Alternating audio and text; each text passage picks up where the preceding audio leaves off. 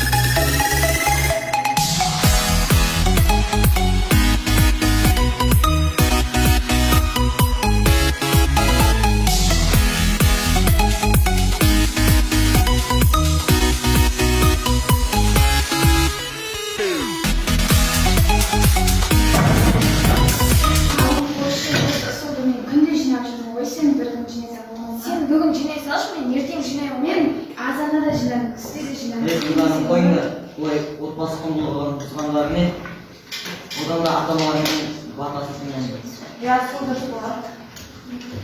Сұрасаң бата берейін, үстен болсын берейін. Оң жағыңа қарасаң алтыннан терек орнасың, сол жағыңа қарасаң күмістен терек орнасың. Аман болсын мал басың, қыдыр болсын жолдасың.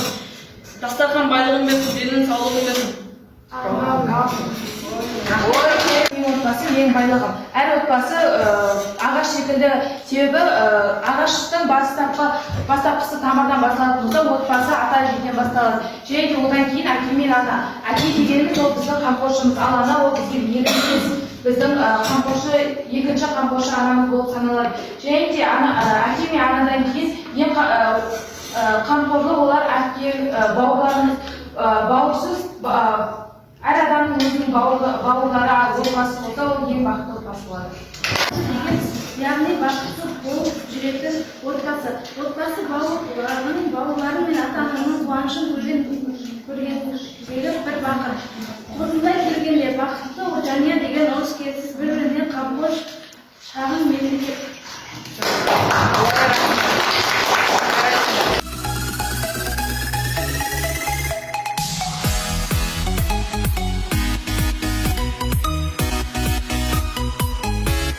Менің маған қыздарым қарасы жақсы.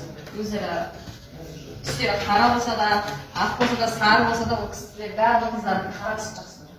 Сондай өнері бар дейді. Енді қызымды айтып кетейін. Бұл енді көбіне достарын көбіне қуантқанға құмарта, ашық қарт жасап, өзінің түрлі қолынан келген өнерлерін жасап қуантуға өте құмар.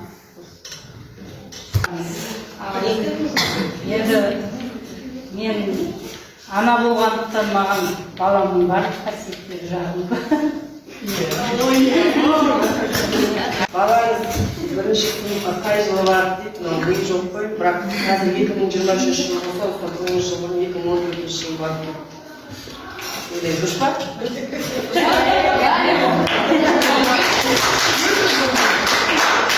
Балаңыздың жағымсыз қасиеттерін айтаңыз дейді. Ата-анамыз жаңа жағымсыз қасиеттерін. Балаңыз сізді ең алдымен ауызыңызда қандай сөз мен бала кезімде естіген емес, бірақ қатты шаманы оймаған. Балаңыздың сыйлы асы.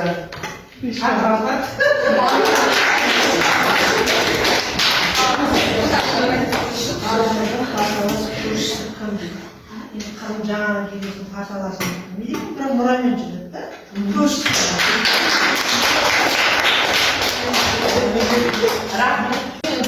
Видеоға назар аударыңыз.